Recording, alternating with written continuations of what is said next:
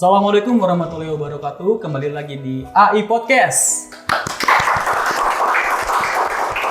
Kali ini Amanat Institut kedatangan dua serikandi hebat. Ada Ibu Yulianti Mutmainah. Beliau adalah seorang dosen aktivis perempuan dan akan saya ulas nanti. Juga Febri Wahyuni Sabret atau Uni Ebi. Beliau adalah seorang jubir muda PAN. Kali ini kita akan membahas tentang pelecehan seksual yang sedang ramai dibicarakan di media sosial dengan tema pelecehan seksual cepat viral tapi tak kunjung selesai. Kira-kira ada apa di situ? Padahal banyak banget kasus yang blow up, sampai sekarang masih belum ada tindakan lebih dari pemerintah ataupun masyarakat. Nah, daripada basa-basi, saya langsung aja perkenalkan. Satu adalah Ibu Yulianti Mutmainah, atau bisa kita panggil Mbak aja ya? Ya. Mbak Yulianti Mutmainah, beliau adalah seorang peneliti di ITB AD atau Institut Teknologi Bisnis Ahmad Dahlan Jakarta, dan juga peneliti perempuan yang fokus dalam hal-hal aktivisme perempuan dan juga pencegahan kekerasan seksual tentunya ya Mbak. Ya, saya mau nanya dulu mungkin ke Mbak Yulianti Mutmainah, nanti akan ada Uni Ebi ya. Sabar dulu nih. Udah biasa sabar. Udah biasa bersabar. Ya Bu, saya mau nanya secara umum aja ya pertama. Kita kan ngelihat banyak banget kasus kekerasan seksual sekarang. Mungkin dari yang awal-awalnya kita ngelihat di kampus, terus merambah ke institusi kepolisian negara bahkan. Saya mau tanya secara umum, menurut Mbak Yulianti, ini ada apa sih sebenarnya? Kenapa hal-hal viral ini justru malah orang-orang baru sadar pas saat viral doang? Kenapa sebelumnya mereka nggak sadar ada hal kayak gini? Ya. Terima kasih Mas. Selamat siang, sore, dan pagi teman-teman semua seluruh Indonesia. Senang sekali Amanah Institut kita ngobrolin soal isu kekerasan seksual. Karena ini isu yang sangat penting dan ini menjadi keprihatinan kita bersama pastinya. Kenapa kasus ini munculnya menjadi viral begitu? Apakah sebelumnya korban itu tidak pernah cerita? Nah, sebenarnya ada dua hal ini Mas sebenarnya. Yang pertama, dari banyak laporan yang diterima oleh lembaga pengada layanan, sebenarnya korban ini sudah menceritakan kasus yang dia alami. Jadi ada korban yang sudah cerita kasusnya, tetapi respon yang diterima itu sangat lambat, ya. Dan ini kita tahu karena kultur di masyarakat kita menganggap biasa. Jadi kalau misalnya ada perempuan dilecehkan tuh dianggap biasa. Kalau perempuan cerita itu dianggap lebay. Kalau perempuan itu ngomong dianggap kamunya aja kali yang kegeeran begitu loh. Jadi ketika perempuan merasa tidak nyaman, ada yang menyentuh tubuhnya, ada yang melecehkan secara verbal, masyarakat itu tidak mendukung korban. Dianggap biasa, dianggap perempuannya yang lebay, sok kecantikan dan lain sebagainya. Itu yang pertama. Yang kedua, kenapa kasus ini terus bermunculan? Karena dalam masyarakat kita itu kemudian ada yang puzzle yang missing, ada bagian yang kosong, ya ini dalam hal pendidikan kita. Nah, pendidikan ini tidak hanya soal pendidikan di sekolah, tetapi di masyarakat kita yang menganggap perempuan itu adalah objek. Ya, perempuan itu dianggap bagian dari orang yang tidak berakal, misalnya begitu. Dianggap akalnya setengah, tidak punya kapabilitas, tidak punya kemampuan dan lain sebagainya, sehingga kemudian dijadikan objek. Nah, pemahaman yang kedua ini sangat fatal dan ini kemudian hampir dalam lini kehidupan masyarakat kita ada semua. Baik dalam bidang pendidikan, baik dalam bidang keagamaan, kemudian dalam perusahaan dan lain sebagainya. Contoh yang paling mudah adalah mengatakan bahwa perempuan itu tidak cocok pada jabatan pimpinan, gitu kan. Perempuan itu emosional, jadi tidak cocok jadi bos, misalnya begitu. Nah, jadi perempuan itu cocoknya jadi apa? Dia jadi bagian konsumsi, dia bagian di belakang, begitu, bukan posisi pengambil keputusan. Sehingga ketika perempuan dilecehkan di tempat pekerjaan, di pendidikan dan sebagainya, ya kemudian orang menganggap ya nggak apa-apa karena dia adalah objek gitu loh. Nah, memposisikan perempuan sebagai objek paling mudah itu kita pahami dalam kehidupan kita sehari-hari adalah yang mengatakan bahwa perempuan itu kalau dilecehkan senang. Perempuan itu kalau tidak digoda maka dia tidak merasa cantik. Nah, narasi-narasi yang dibangun seperti itu. Jadi ada kesalahan besar. Selain itu, dalam lembaga pendidikan kita itu juga tidak mengenal yang disebut sebagai pendidikan kesehatan reproduksi. Padahal pendidikan kesehatan reproduksi itu mengenalkan kepada semua pelajar, semua anak didik kita, apa sih yang boleh disentuh, mana yang tidak boleh disentuh, sentuhan apa yang sifatnya itu melecehkan, sentuhan apa yang sifatnya mengandung kekerasan. Nah, itu tidak diajarkan. bagaimana mereka mengenali tubuhnya, bahwa hanya dia sendiri yang boleh menyentuh tubuhnya. Itu hampir tidak diajarkan dalam kultur masyarakat kita. Atau yang paling mudah misalnya, ada anak kecil, dicubit pipinya. Orang tuanya kan biasa aja. Karena gemes gitu, gemes gitu. Padahal kan sebenarnya kalau itu terus diinternalisasi, maka kemudian dianggap biasa. Padahal tidak boleh menyentuh anak, mencium dengan cara paksa, itu nggak boleh. Jadi hal-hal yang kita anggap sebenarnya sepele, itu sebenarnya potensi terjadinya pelecehan seksual. Salim misalnya kan, ya takzim ya, hormat gitu kan. Anak memang akan hormat, begitu kita mengajarkan hormat, tetapi kemudian itu disalahartikan. Kayak misalnya kasus di salah satu universitas di Sumatera misalnya, ketika mahasiswinya cium tangan kepada dosennya sebagai takzim, itu kemudian mendapatkan pelecehan seksual dicium oleh dosennya. Nah kayak gini-gini Mas, yang edukasi di masyarakat kita masih rendah. Satu sisi perempuan diajarkan untuk takzim, untuk hormat, tapi di sisi lain tidak diajarkan dalam masyarakat kita, terutama kepada laki-laki, bagaimana menghormati tubuh perempuan. Termasuk menghormati dalam artian juga tidak boleh melecehkan, baik kata-kata, perbuatan, sentuhan, dan lain sebagainya. Jadi kita punya banyak PR sebenarnya. Berarti dari Mbak Yulianti sudah membahas masalah kultur juga struktur ya ternyata di masyarakat yang melatar belakangi kenapa sampai sekarang masih ada pelecehan seksual dan kenapa sampai bertumpuk-tumpuk gitu ya Mbak? Betul. Oke. Nah saya mau sedikit memperkuat dari pernyataan Ibu Yulianti atau Mbak Yulianti. Dari data yang saya liput ya dari Komnas Perempuan, hingga saat ini bahkan ada sekitar kurang lebih 940 kasus kekerasan seksual berbasis siber. Maksudnya cyber. Jadi kita bisa melihat ternyata kekerasan seksual ini tidak hanya di lingkup yang konvensional, lingkup fisik saja.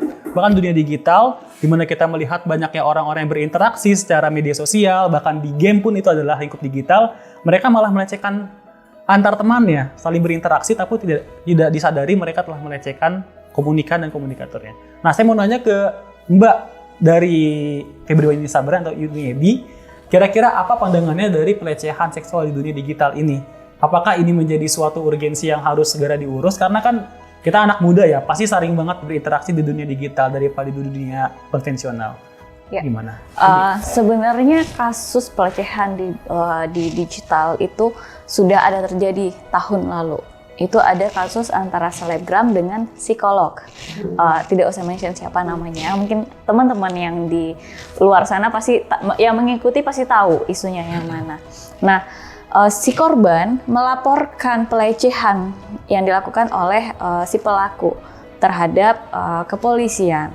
Namun korban ini malah menerima cacian dan dia disalahkan oleh publik karena memang postingan yang perempuan ini memang auratnya terbuka, gitu kan. Cara bicaranya memang agak lebih frontal.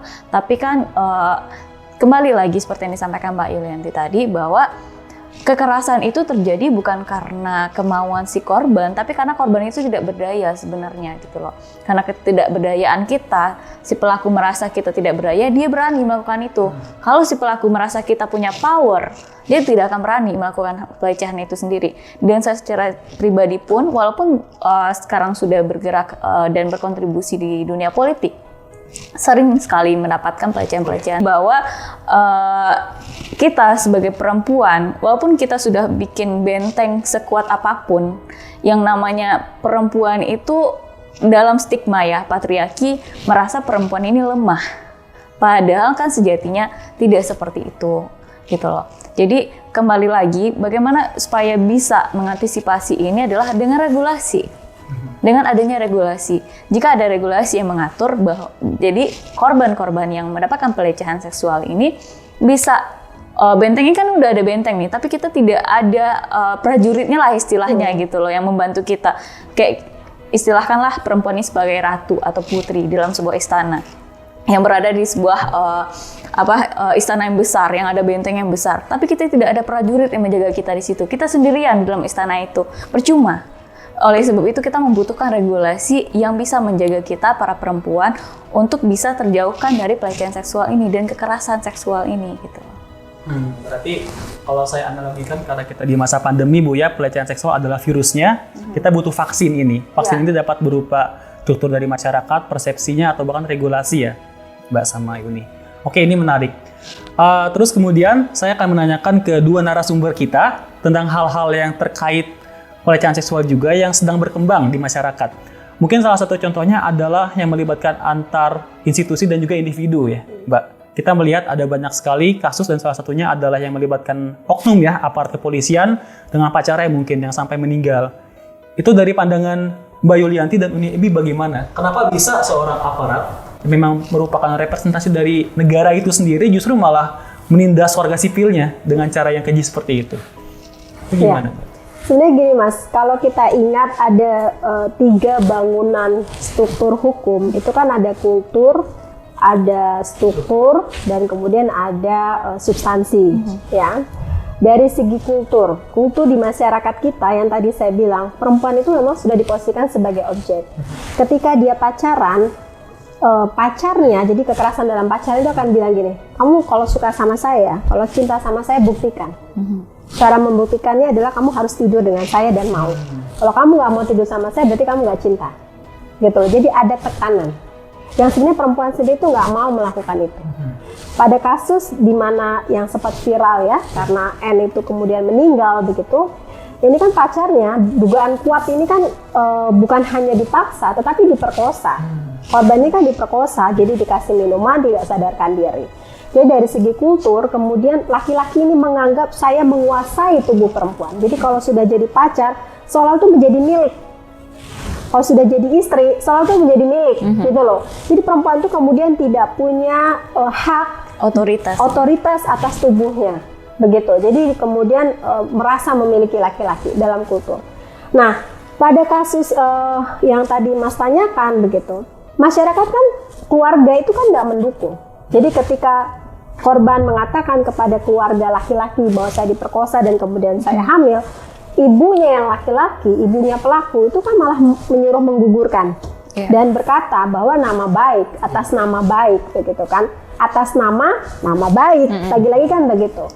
Padahal ibunya ini tidak berpikir bahwa bagaimana seandainya anak perempuannya dia diperlakukan begitu oleh orang lain. Kita tidak pernah memikir sampai sejauh itu. Itu sama kayak kasus corona ini Mas. Kita nggak pernah mau pakai jaga jarak, pakai masker segala macam gitu kan. Tapi begitu corona sudah menggedor rumah samping rumah kita, baru kita aware. Oh ya ada corona. Nah kasus kekerasan seksual juga begitu. Selama pelakunya orang lain, korbannya orang lain, itu kemudian masyarakat jadi bungkam, diam. Nah ketika korban sudah merasa terjepit, kemudian hamil, keluarga bukan mendukung korban, bukan melindungi korban, malah nyalahin. Kalau kita lihat peliputan di media ya, jadi pamannya, kemudian uaknya, keluarga laki-laki, keluarga dari korban yang laki-laki itu tidak ada yang mendukung korban dan semuanya menyalahkan sebagai perempuan yang tidak bisa menjaga aurat, perempuan yang binal dan lain sebagainya hingga bisa hamil di luar nikah. Jadi semuanya itu disalahkan kepada perempuan. Laki-lakinya impunitas. Jadi dari segi impunitas, jadi dia nggak dapat nih sanksi apa-apa. Dari segi kultur. Kemudian dari segi struktur, korban misalnya lapor kepada institusinya. Apa kata institusi? Misalnya ya untuk kasus yang lain, nggak usah diceritain deh, nanti institusi kita malu. Jangan bilang deh, nanti institusi kita dapat nama buruk. Jadi lagi-lagi atas nama baik, institusi menutupi. Jadi strukturnya itu menutupi perempuan untuk speak up, menutupi bahwa saya adalah korban, itu ditutupi. Nama baik ini dijadikan sebuah alasan untuk menutupi integritas. Betul sekali Mbak, setuju. Jadi untuk menutupi, jadi kulturnya sudah menekan, strukturnya tidak melindungi, apalagi kalau pimpinan-pimpinan di struktur kelembagaan, organisasi ya, kemudian kementerian atau apalah ya, perusahaan itu kemudian benar-benar tidak punya perspektif yang baik terhadap korban, ya sudah ditutupi. Dan yang terakhir, kita tidak punya substansi yang tadi disampaikan oleh Uni. Substansinya apa? Undang-undang. Kita tidak punya undang-undang yang secara spesifik itu bisa melindungi korban, yang lex spesialis. Kita memang punya peraturan Kapolri tentang HAM, hak asasi manusia. Pertanyaannya, ini dipakai nggak, disosialisasikan nggak ke warga? Warganya ini dalam artian kepolisian di seluruh Indonesia. Jangan-jangan pada saat perekrutan kepolisian menjadi anggota polisi, tidak diajarkan soal isu gender, tidak diajarkan soal penghormatan terhadap tubuh perempuan, tidak diajarkan jangan menyentuh tubuh perempuan, misalnya begitu. Jangan menghinakan perempuan. Nah, jangan-jangan itu tidak diajarkan. Jadi dari segi kultur, struktur, dan substansi itu tidak berjalan. Tidak terpenuhi berarti ya. Betul sekali. Ya untuk Uni, kita tahan dulu sebentar, kita break. Jangan kemana-mana, tetap di AI Podcast. Ya.